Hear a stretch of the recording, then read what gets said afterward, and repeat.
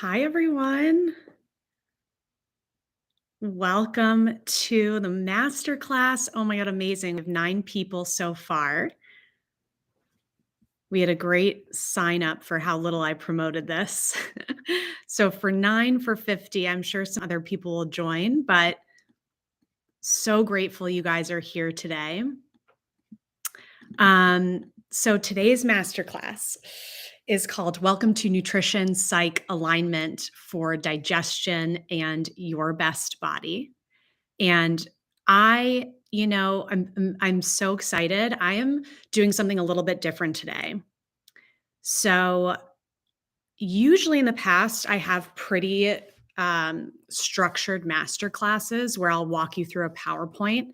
But in the spirit of psych and alignment, I'm actually doing something totally different. I had this like download last week that I wanted to restructure my master classes and do something that felt more aligned to my personality, which I think always translates really well across the screen in anything in life. I think when you are being authentic and true to yourself, which is what we're going to talk about today in a nutrition realm, it just everything flows, everything clicks better for every party involved.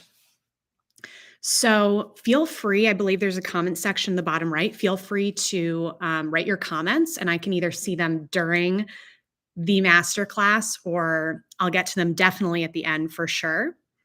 And feel free to just take this in however feels best for you, whether that's putting on some AirPods and like multitasking, doing some cleaning while listening, or maybe you're sitting in your living room and this is like a 1 hour break from work and it's like a little Netflix and you're having some coffee and we're having a little conversation. It feels a lot more personal. And I really have 3 goals for this next 45 minutes.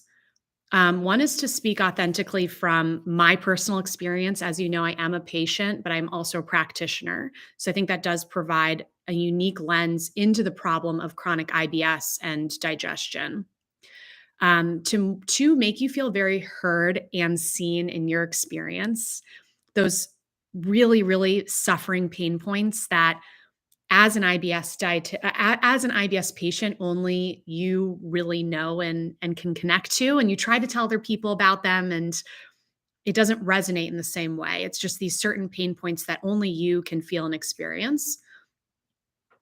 And then to offer something totally different than what you're probably seeing on social media or in the nutrition landscape. I've been dabbling in the nutrition landscape since 2013, and it's cool to see how much things have changed and what the customer is looking for and interested in. So I think this will be a really unique and different point of view that you may or may not be. We'll see how it resonates with you. But I think it's definitely walking away from this sort of cookie cutter way of doing nutrition and this like specific follow these rules and by these time, and I kind of want to take some of that and then let it go and integrate it into who you are as a person. So I can imagine that if you're here today, you're someone who's been struggling with chronic digestion issues, chronic IBS for it could be a year, it could be 10 years. And by the way, throughout this, feel free to comment in the comment section, or you can take notes. You can kind of just journal it out, or you can just absorb it however you learn best. But I can imagine that you're someone who has been struggling with this for either like a moderate or a severe amount of time. Um, and I can imagine you are carrying some negativity around this. Like you've been trying really, really hard and you have gone down all these different paths, but nothing has quite stuck. Like nothing has quite stuck to the point where you feel really good about it, that you're in this like flow state, like that you know that you're on the right path, but you feel like you're on the right path. And it's kind of combining this logic with the beauty of who you are as a person. And I know that there's a million and one different diet books you can buy. Like I've literally bought them all. I've literally read them all.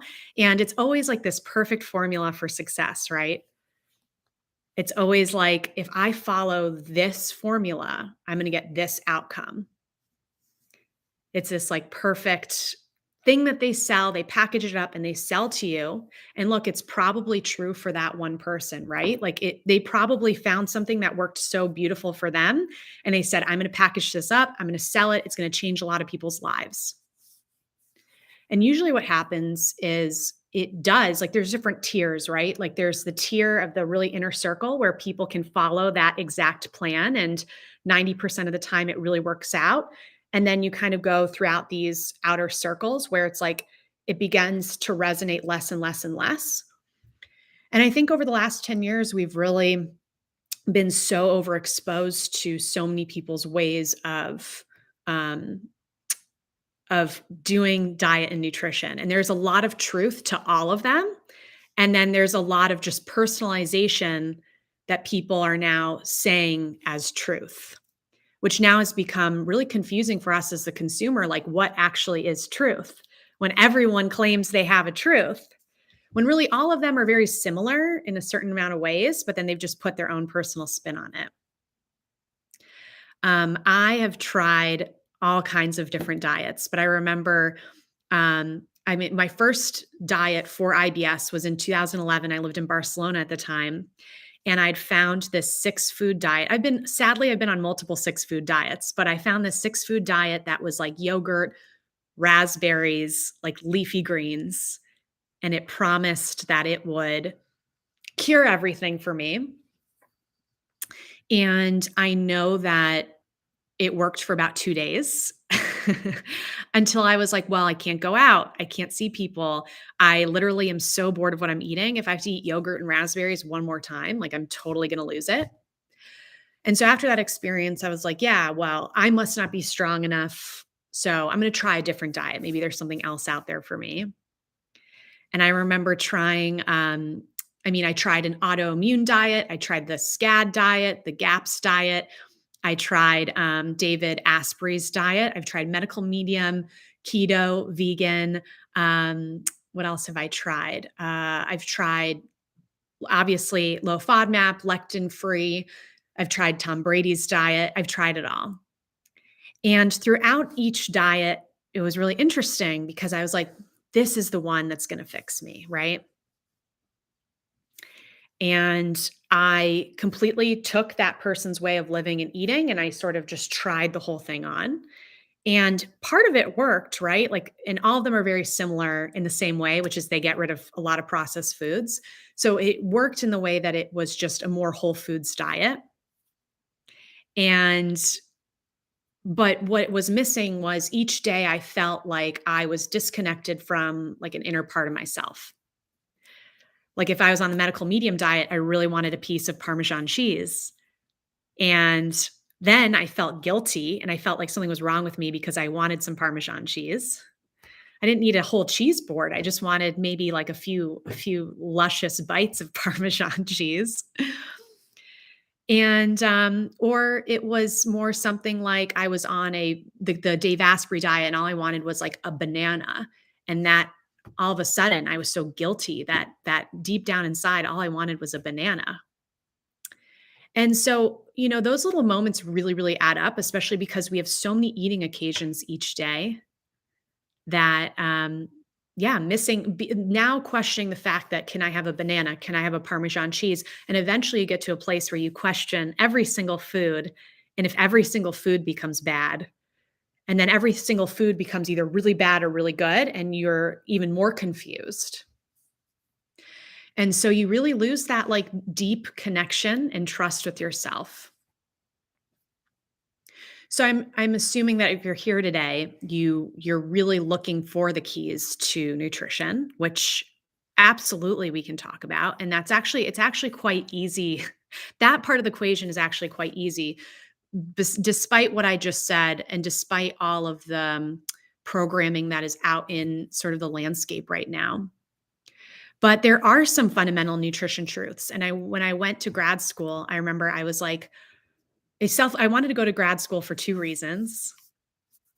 And one was I selfishly needed to know, like it was a burning desire in my brain that I would never be okay with until I knew the answer, which is like, what is the perfect diet? And then there's another part of me that has always been sort of obsessed with the human experience and growth and alignment and um, helping people in that journey to being a the best version of themselves. And I said, well, that's perfect. It seems like I can combine this and can combine that and make, that'll be my career. And that's what I love to do. And what I ended up finding out was that it's very simple, but not so simple. So the very simple thing is that there are general variables that are quite easy to fix and also make you feel good. So that's things like making sure you have enough protein every day, making sure you have enough fiber every day, making sure that you're eating plenty of omega-3 fats. And there's a way to do this through, objective data, like quantifying that. And there's also a way of doing it that's a little bit more relaxed, like using something like the plate method. And that's sort of like the foundation of nutrition. That's like building the foundation of the house. But the thing is, most people are kind of skip that foundation and they go straight to, inflammatory foods. They go straight to low FODMAP, which are obviously helpful things, right? Like those are kind of more niche subjects within general nutrition. And so a lot of people will microscopically just tear down their current diet to make it as trendy as possible. But they're building this, like imagine building this like beautiful modern house on top of like no foundation. So we're almost like, it's like, okay, well, the coolest thing right now is to drink butter coffee. I'm going to drink butter coffee. And we haven't even talked about the foundation, which is the protein, the carbs, the fat, and just like getting that right. Because this is boring and I'll move on, but boring in the sense that it's so, so beautiful how the simple concepts are so profound within our body. It's kind of like when you eat enough fiber every day, it's not just fiber. It's not just impacting your digestion. It impacts your heart. It impacts your blood pressure. It impacts if you're removing toxins in your body, which might impact your acne, for example. When you eat enough protein every day, you're not just satiated, but you're building muscle. And then the muscle builds metabolism. And then you can not worry about your diet so much. You can build more of a body type that you're looking for.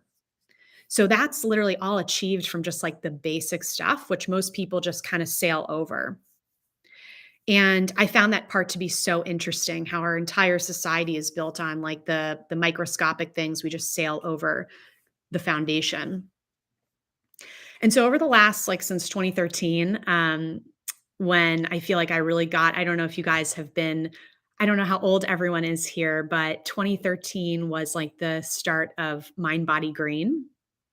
And I remember when I was working at Bloomingdale's at the time, I spent like all of my free time on My Body Green. I was obsessed with it. I thought it was like so fascinating. I loved how the diets were so extreme and vague. I mean, extreme and extreme, that's the wrong word. Extreme as in like things we had, like new concepts, new ideas, innovative. And I thought that like, oh, these innovative ideas would like change the world. Like butter coffee is going to change the world. Celery juice is going to change the world. And I thought it was so cool.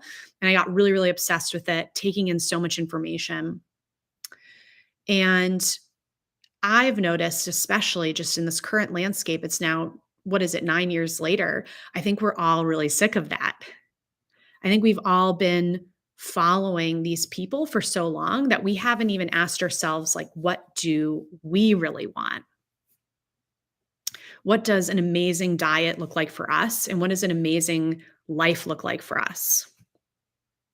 And I think it's really a combination of two things. It's obviously the nutrition science, which is really easy to teach, the fiber, the protein, the fat, like pretty simple.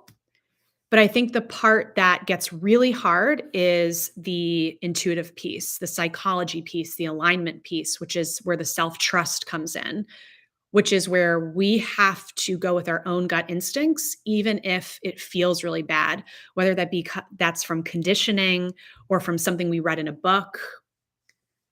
So for an example is I used to share like my breakfast smoothie every morning. And it's interesting because as I've been in this process for like 5 years now, being a practitioner, I've come to the place where I'm like, I don't want to share my smoothie recipes anymore. And the reason is because the smoothie is, I mean, this is just like one little thing, but the smoothie is a representation of me as a person. Obviously, it is scientifically correct, but as a person, the smoothie really resonates to me in my life and my needs. But you might be someone who is looking at all these breakfast things to do. And I have a good example of this. You might be someone who's looking at people's breakfasts and you see so many smoothies on the screen when you're scrolling in the morning. And you're like, well, do I have to make a smoothie? Is that something that I should be forced to make myself? Like, I actually really want something savory. Actually, the best breakfast to me sounds like something that's eggs combined with some butter and some berries. And that sounds really great to me. But am I allowed to have butter? Like, is butter gonna, like, cause all this severe inflammation in my body? Is butter a dairy? Is it a lactose? Can I even have butter if I have IBS? Well, the medical medium told me that eggs are, filled with all kinds of toxins, and that's gonna make candida in my body. Can I eat eggs? Well, berries seem okay because there's fiber in that, but sometimes when I eat too many berries, I feel sick. And I think we've taken in so much information that, not only the wrong scientific information, but then combined with being scared to trust your intuition. So then what we do is we drink the smoothie because someone else told us to, but we were never satisfied by it. And then we start blaming ourselves like, gosh, I'm never going to get this right. I followed this perfect person smoothie. I'm never going to get this right. And then that kind of creates like, this is just a very small example of losing trust within ourselves. So, have you guys heard that quote, like, how you do anything is how you do everything? It really resonates here. And it's kind of like if you don't trust yourself with your food, then you're going to not trust yourself with every area of your life, whether that be your career, your relationships, how you want to live your life. I've personally seen that in myself. And I'm curious if you guys have also seen it in your life, where you have followed this path that other people have told you and forced you to go down, but deep down, you feel like you've held this big secret in that you were supposed to be doing something completely different. So maybe one example is you were told your whole life, you have to be a consultant. You have to dress business professional or just at least look really nice. You're going to go into an office. You're going to take your subway to the office and you're going to sit in your office cubicle from 9 a.m. till 7 p.m. And then, maybe you do work later. Maybe you take clients out to drinks and that's just going to be your life. And at first it's like really exciting because I'm like, that's pretty cool. Like what a great job. Like what an accomplishment to do something like that. And what an achievement. And my parents feel really good about it. And when I tell my friends, they're really excited to hear that I'm a consultant and you feel like you won the lottery in terms of like the external world.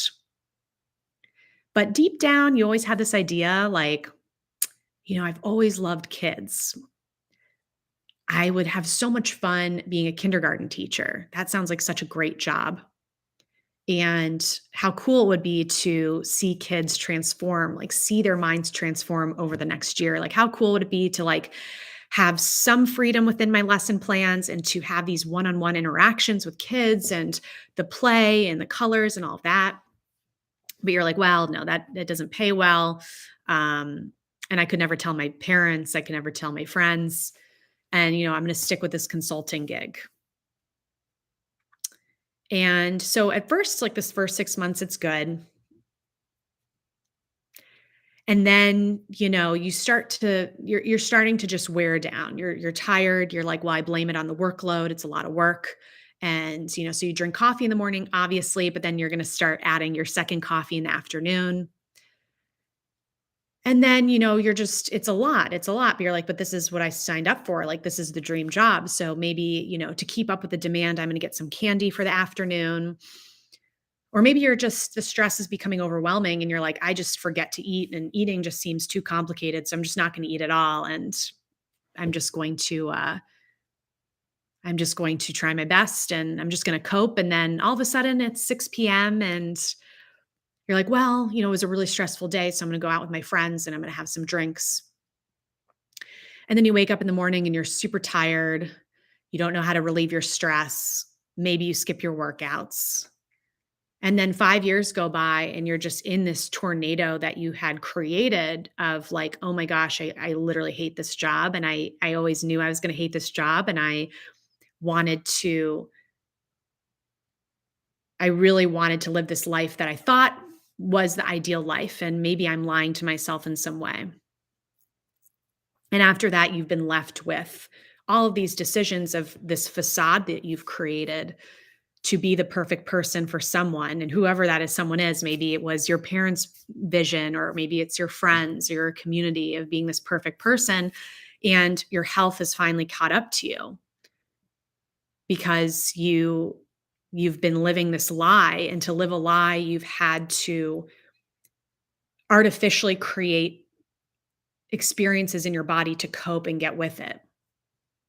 I see it all the time, like with so many things, whether it be alcohol, whether it be not eating, whether it be binge eating, bulimia, or obsessive control with diets, or just getting a sugar addiction, like a really bad sugar addiction, because it's like the weight of the world is on you. And like the best part of your day is opening up a thing of Sour Patch Kids, or even just having like a thing of dates, like having that like little sugar moment and that like, oh, finally, like I have this relaxing part of my day.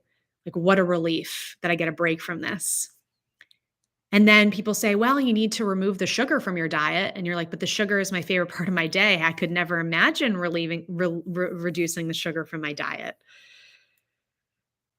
Because if that, once you remove the sugar from your diet, your whole day is so miserable and so negative that you literally can't cope. Maybe you'll have like a mental breakdown. And so the sugar is quite literally like propping everything up. So let's say that you leave this job, you're finally get the courage to do so. And you're like, I'm going to be a kindergarten teacher. And you're so excited to, like, you're someone who's really into the arts and crafts and the color, and you love the heart to heart connection with your students. And you love that each hour kind of changes throughout the day. And you love that each year you get a new group of students to work with. And you feel really fulfilled by seeing the kids come in and then they graduate and seeing that growth. And now you approach work from a totally different place. Like the work is an extension of yourself. It's not just a job. It's like, this is an extension of myself. And so your whole day is around, how can I be the best that I can? Because like, this is a part of me.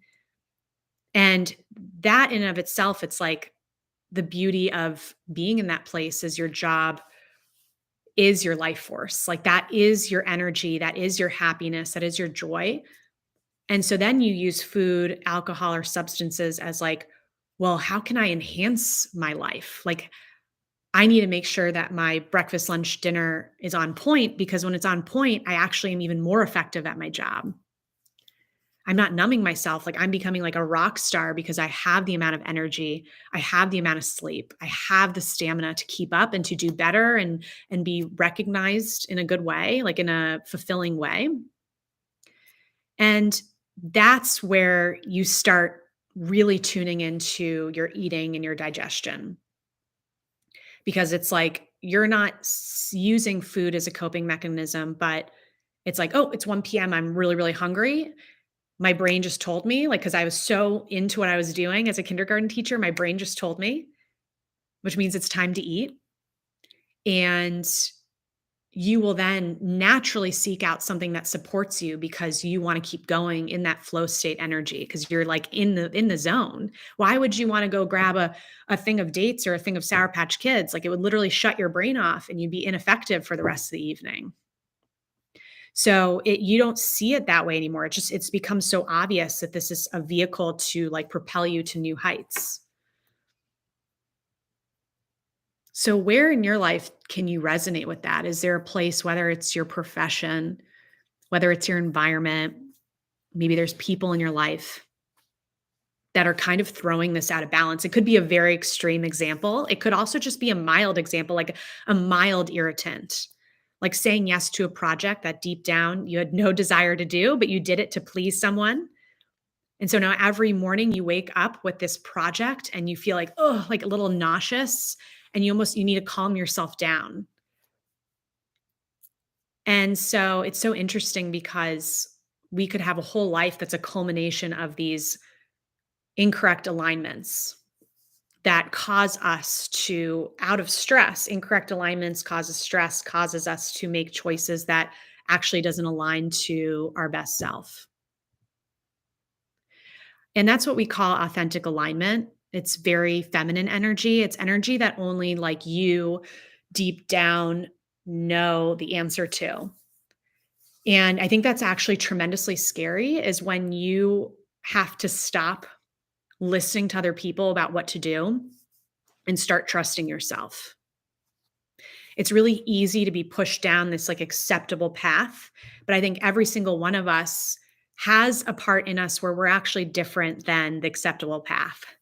I mean, I have yet to meet someone who fits into every bucket of the acceptable path. There's one thing that's different about them, and they have to find the courage to allow that to come through and to be different. And I think deep down, it's like a trusting thing because it's like if we trust ourselves,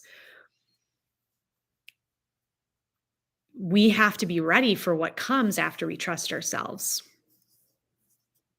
So not everyone is ready to trust themselves because there's this fear of like, well, what happens if I become a kindergarten teacher and it's horrible and I made a horrible decision and I never will trust myself again?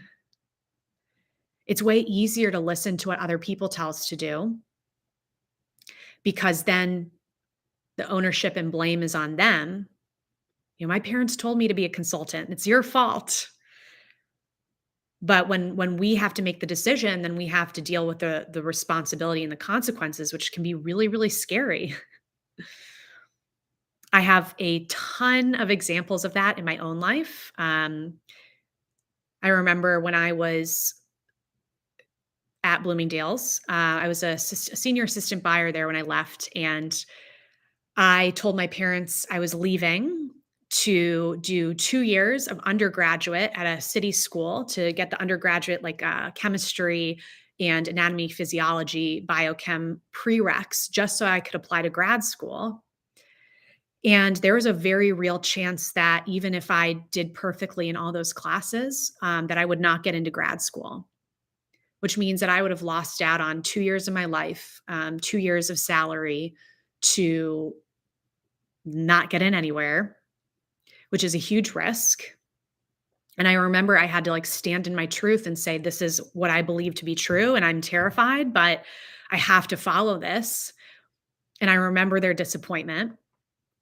And obviously it worked out, but it's very scary because what happens if it doesn't work out? And when it doesn't work out, we start to not trust ourselves anymore.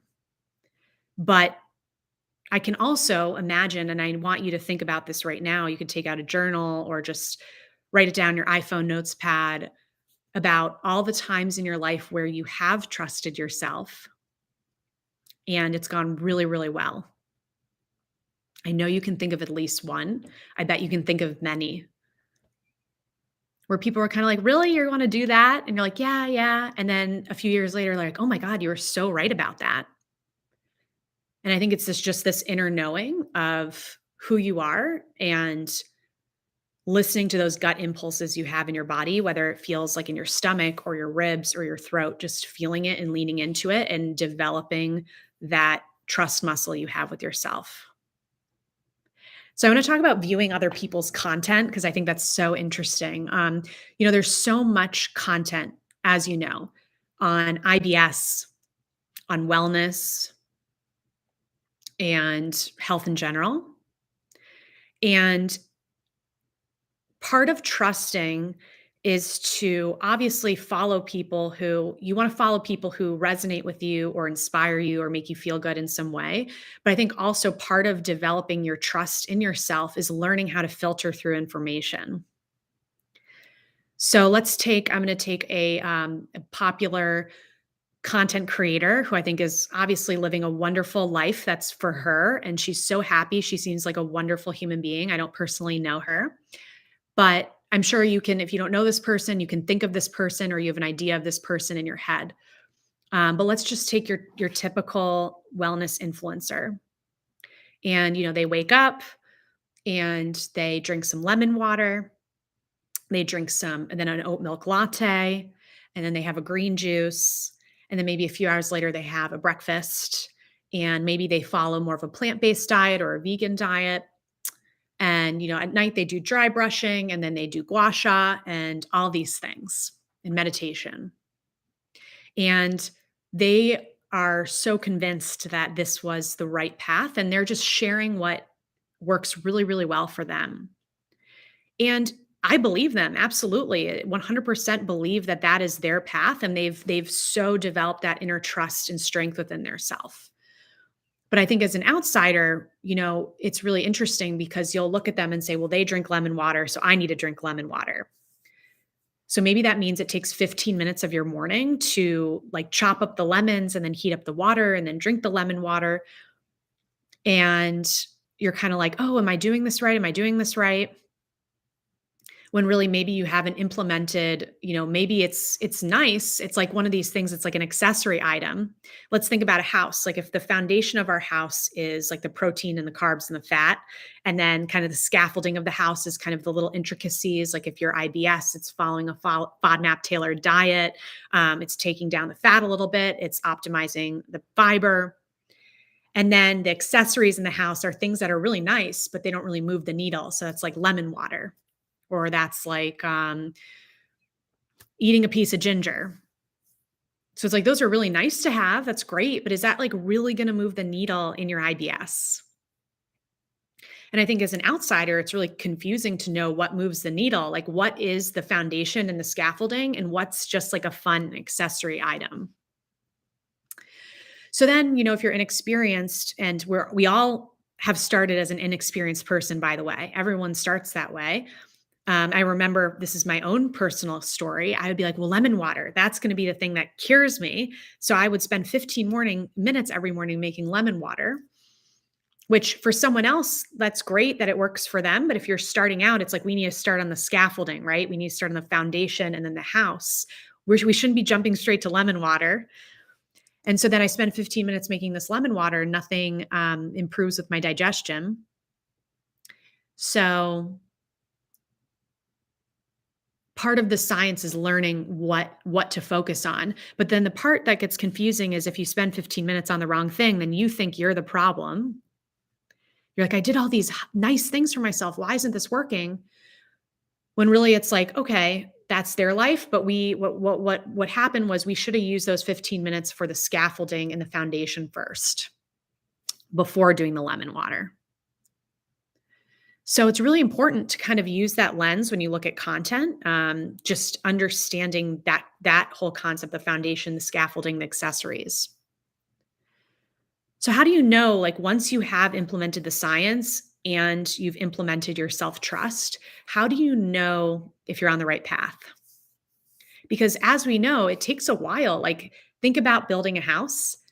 It takes a while to build a house, right? Like you have a plan and you're like, this plan looks good, but you need to work at it day by day. And it might take 1 to 2 years before that happens. And I'm not saying that about digestion. Digestion, I would say there's not a perfect timeline for anyone, but it takes time. Like growing a human baby takes 9 months. Growing a pineapple takes apparently 18 months. So you just have to think about it in the same way. Like you have a plan, you have the raw materials, but it takes time to lay each thing. And you can't build the house all in one day, unfortunately. And it takes time for all this nutrition to come in. And it's actually really beautiful. It's a synergy. Everything works together. So it's not like, oh, just a B vitamin. It's like the B vitamins interact with the C vitamins and the D and the K and the calcium. And they all sort of, it's like a 1 + 1 = 3. There's this like beautiful synergy in your body when the nutrition hits, and it creates all these powerful mechanisms within your body.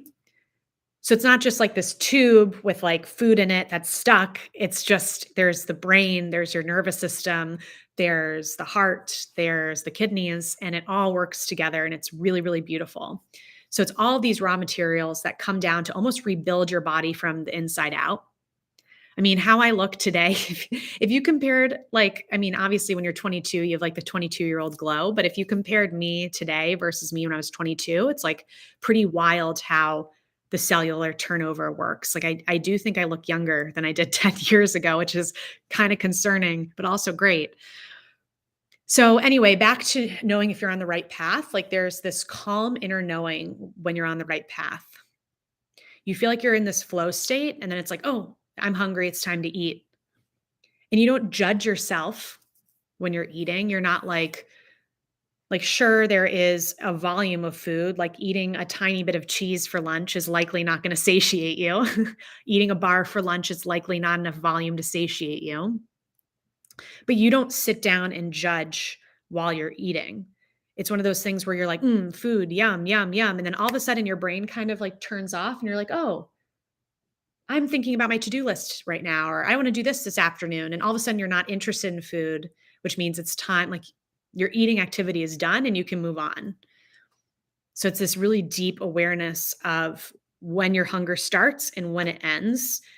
And you know it because it's like, I'm thinking about food, I'm thinking about it constantly. And then all of a sudden I'm not thinking about it anymore. So that's when the eating occasion starts and ends. And it's very calm because you know that your science is set up correctly. And it's calm because you also know you're eating foods that you love. Do you love cold foods? Do you love hot foods? Do you love crunchy foods? Do you love soft foods? Spicy? Do you have a certain food of the moment? Like I just went through a 6-month phase of sweet potatoes and now I'm like, ugh. And before that, I went through a 6-month phase of sardines. Haven't eaten one since. So it's okay with those kind of coming into your life and moving with it. How do you know if you're on the wrong path? So when you're on the wrong path, you're thinking about food 24/7. I remember this, and this is usually either from a nutrition imbalance or it's from a intuition, like I'm eating, like I'm not happy with the foods I'm eating. So you're thinking about it constantly. It's like white knuckling, like how much longer can I hold on for this? I just need to hold on for 30 more days and then everything's going to change for me and I'm going to be okay. And just give me 30 more days. And by day 3, you're like, I literally can't do it anymore, which tells me you're either under eating or under eating a certain macronutrient, or you're just not eating foods that you love, that you're drawn to, that make you really happy. So like a great example is yesterday, was it yesterday? Oh, this morning. Great example was I woke up. I had like a pretty intense workout yesterday that felt really good to me that I wanted to do. And then this morning at 7:45, I was like, "Oh my God, I'm starving." Like it just like hit me. Like I like couldn't focus. I like couldn't look at my phone. And I don't eat breakfast at 7:45 a.m. usually. And I didn't want like a whole smoothie at 7:45. It just felt like a little weird. So just having that much right when I woke up. So I was like, grabbed a banana, had the whole banana. I continue reading my book. I took Cookie for a walk, and around 9:30, 9:45, I was hungry again, and I made like my usual smoothie, which is just my favorite thing to eat. And that was it. Like there's no judging of like, well, it's 7:45 a.m. and like I really shouldn't be eating a banana, and like, well, the banana isn't going to keep me full and this and that. It was like, okay, well, I usually like to eat smoothies in the morning. I don't really want to eat a full smoothie right now, but a banana is great. And speaking of bananas, something you might not know is a banana is actually really similar to a can of soda. And before you are like, oh my God, Becky, please don't say this, I have a really healing point that I'm going to make about this. But, I'm sure over the last few years, people are like, don't eat bananas. It's just like a can of soda. Like it's going to spike your blood sugar and it's horrible for you, blah, blah, blah, blah, blah. And like, yeah, they're similar in calories. They're similar in carbohydrates. That is actually true. And by the way, if I wanted a glass of soda this morning, would have been totally fine. My body would not have combusted. It would have been totally fine. One, I was not really interested in having a soda, but you get the point. Like one soda would not have killed me. But why the banana? So one day in a life of choosing a banana over a soda over a banana means absolutely nothing. And this is, this literally is similar to like building the foundation and building the house. Literally means nothing. But what would it look like if I chose a banana every single day for 365 days over a glass of soda in the morning for 365 days? I mean, that would look like a pretty different scenario, wouldn't it? It's one tiny habit, but over the course of 365 days, I would consume an extra 1,100 grams of fiber. Do you know how amazing that is? How many, like 1,000 extra grams of fiber on the digestion. So, yeah, banana is 3 grams of fiber, but think about that compounding interest. There's so much potassium in banana. So, potassium would help with my fluid balance in my body. It would help with my kidneys. It would help with my heart. It would help with my blood pressure. Tremendous things from 365 days of choosing one banana over one soda. So there's two like beautiful things in this. One is that like choosing one soda every now and then over a banana literally doesn't matter. It doesn't mean anything. And so you can kind of let go of this like obsessive perfection of like always making the right choice. And almost lean into that. Like if there's like little special occasions that you have never allowed yourself to do, like you've never allowed yourself to get like the extra fruity margarita, you're always like only drinking the tequila. Like, is there a place, maybe you're at a very special event where you allow yourself that fruity margarita because that sounds like a 10 out of 10 experience for you? Or, but, that is one way to go about it. But the other way to go about it is like, when we focus on these compounding habits, it's really all about the compounding habits. It's really not what we do in a day. It's really not what we even do in a week. It's about what we do 90% of the time. And so instead of focusing on the lemon water, I'd really focus on like, how do I make a breakfast that's perfect and or not perfect, that does pretty well in protein, fiber, fat. How do I find healthy foods that also are not tough on my digestion, that help my digestion, that I also love to eat? So when I went through my sweet potato, by the way, sweet potato gets high FODMAP after about 1/2 cup, but I am on step 3 of the diet, which is a tailored approach. But I went through the sweet potato phase, and at any given time, I had 10 sweet potatoes on my counter because they're perfect, like a lunch or a snack. Like you put it in the microwave for 7 minutes, amazing. You can do that with regular potatoes too if you're on step 1. How do I find foods that I really make me happy, that make me feel really good? Lean into that. At any given time, I'm going through a banana phase too. I have about 20 bananas in my house at any given time. And I can assure you in about a few months, you won't see any bananas. That's just how I work. I like cycle through foods. But it brings me joy. It really does. So the thing is, you're all ready. I've always seen this, and I caught myself yesterday. Sometimes writing, like, I think the interesting thing with writing is you can sometimes write something and you mean really well, but sometimes through writing, it comes out sounding not at all how you want it to sound out. But something I was thinking about is they always say, you have to be ready to change, which I don't think is very empowering because I think everyone, for the most part, is ready to change if you're here, you want to change. Awesome, Rachel. Thanks so much. I can't wait to look at those. Like everyone here is ready to change.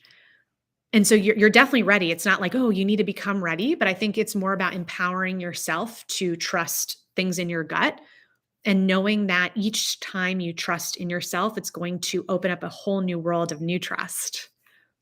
So obviously the consulting to the kindergarten teacher is like a humongous example, but like, let's break it down really small. Like maybe you're like, oh, I really don't want to drink lemon water in the morning. And I feel so guilty that I don't drink lemon water.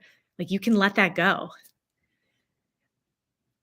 Maybe you're someone who really loves cheese and you've been like, people have shamed you because you're like, why would you eat saturated fat and the dairy and it's going to wreck your skin and blah, blah, blah, blah, blah.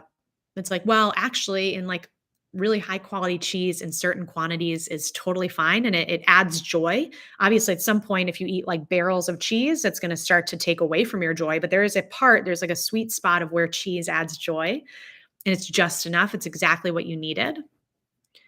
But it's also, we can learn the science. The science of learning IBS is actually the easy part. And I don't mean to say that in like a facetious way, if that's the word. I don't mean to say that. Like, I mean, like anyone can learn it. The science of it does start with the science. It starts with the foundation, the scaffolding, and then the accessories and the changes are all what we make it ours and unique. So today I have something really cool, and then I'm going to get to your questions. So feel free to type in any more if you guys are interested. Today I want to talk to you about my course, The Art and Science of Healing, I guess.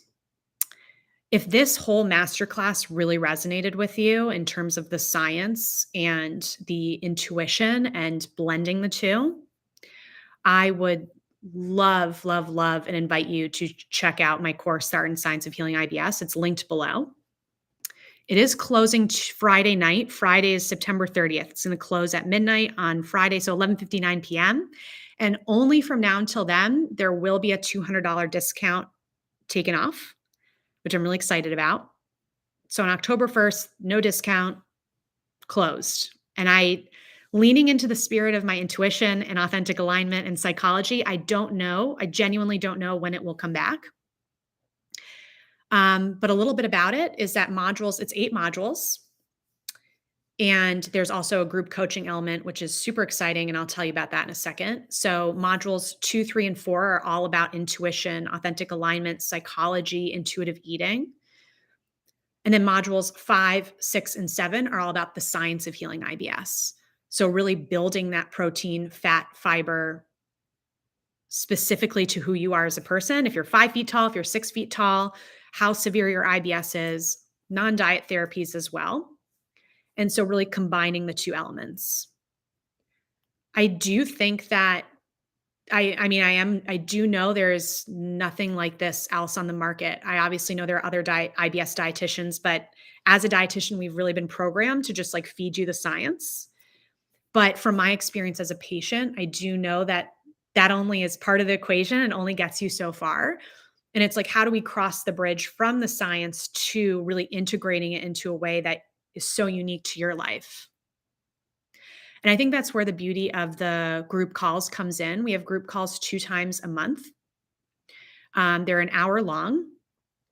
And right now, because people don't utilize them, I really encourage you to utilize them. If any of you guys are on my call right now and you haven't joined, they're super, super cool.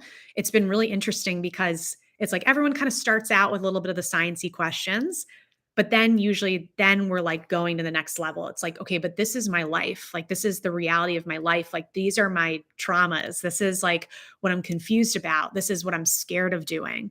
And we really, really get into that, the emotional and mental piece of it. And I've been seeing some incredible breakthroughs. And it's really like probably so beautiful to watch people really start to trust in themselves, and for something that's been plaguing them for so, so long to start to make these breakthroughs. And it first launched back in June, so it is September. So it's pretty cool. So far, basically, if you've joined all of the calls with me, you've gotten probably at least 3 hours of personalized attention, like one-on-ones, basically. And if it does get to a point where there's too many people joining, like not enough people have really been taking advantage of it. But if it gets to be too crowded, I will, to maintain the integrity of each person, I will make a new group coaching time. And it's funny because, I I also want to say one more thing and move on to another point, is that I am offering an option of 6 payment plans to make it a little bit easier, which to me, I believe comes out to like having 1 acupuncture, 1 psychologist, or like 1 treatment per month. It's basically the same price. It's like $147 per month over 6 months, which I think is a pretty reasonable price. Because not only do you get 55 lessons, you get like 21 handouts and you get one-on-one attention from me. I'm sleeping on it and seeing how I feel. I might be bringing back one-on-one sessions at some time, which would be priced around $395 for a 60-minute session. And the reason why is just so much energy goes into one session. Like that first session is so important. Whereas my my course students, like I'm following them on a journey and I've already done so much work up front with them that following them just becomes easier. So it's almost like that one-on-one session does require a lot of energy. So it is in your best interest to not only get all of the information, you can literally watch it all at one time, and then also get the group coaching on me, which is pretty much a steal, I think. It's funny because I was talking to my mom, and I'll get to the Q&A questions, but I was talking to my mom and she was like, she has celiac. She also has Hashimoto's, and she also has diverticulitis. And all of those things, she, over time, over the last 20 years, she's improved on all of them. And we're always talking about her diet and like manipulating and talking about all the factors that influence her choices in her decision making. And she's so funny. She was like, Rebecca, no one wants to buy the art. They're only here to buy the science. And at first, I heard her and it was like, huh. And it stung a little bit. And I slept on it. And then I thought about, everyone says something that comes from their own truth, right? And so I'm not saying she's wrong, right? That's her truth. That's how she exists. And I was thinking about her. I mean, she's an Aries sun, Sagittarius moon. So she's like literally like forceful leader energy. And then inside she's like this like crazy little girl who wants to just like party all over the world and be free. And that's very much my mother, like dominant energy, who's also like a crazy party girl combined. And I was like, Mom, you are the embodiment of the art and science. She's so good at taking in nutrition tips. And she's so good at immediately filtering out what doesn't resonate with her. She's never been in a place where like she never just tries on something because someone forced her to do it. It's like, okay, this logically resonates. And then this part, I don't want to do that. Like you recommended that food. I don't want to eat that food. I'm not eating it.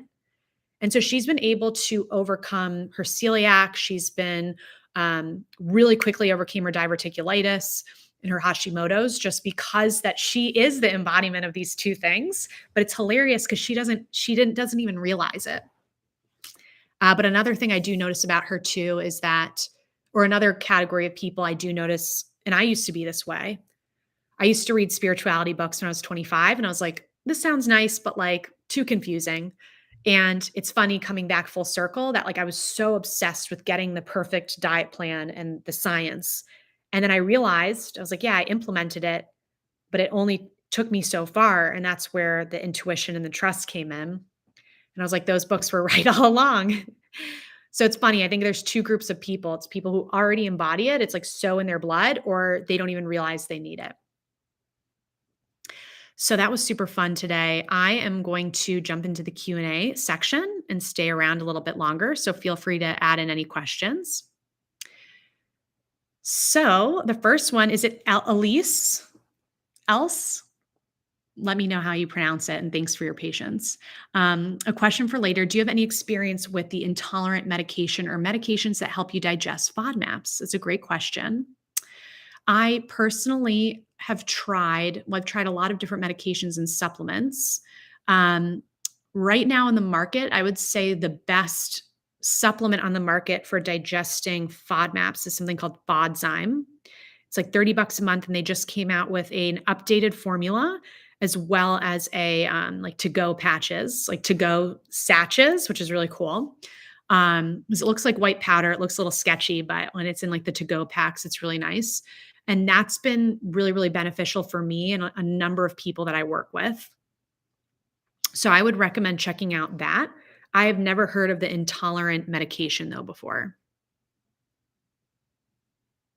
Yeah, Rachel, I saw you typing. You said a little bit of everything, I think. And I believe that was when we were talking about incorporating like your intuition with the science of eating. Yeah, it does take a while to find that balance of joy in what you can eat and does make you feel more normal. And I think that that's really the beauty is, yeah, finding the science of like what actually triggers your IBS, but how do you also incorporate joy in your eating experience? And it is a process because the body does take a while to sort of utilize all these ingredients. And like I said, it takes some time for your body to rebuild the blocks within your body. And so we do have to have an element of trust there. So trust that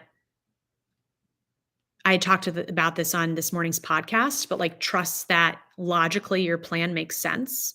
And then also trusting that it feels good in your body. Because ultimately, if you have those two components, like what else can you do? Sure, there is some medication we can play around with. That is something that I've spoken about extensively in other places. But those are things that kind of tweak things or take things to the next level. But like, there's not really much more you can do when you follow the science and then eat foods that make you feel good. But it does take some trust and some joy, and you don't see the results immediately. It takes some time.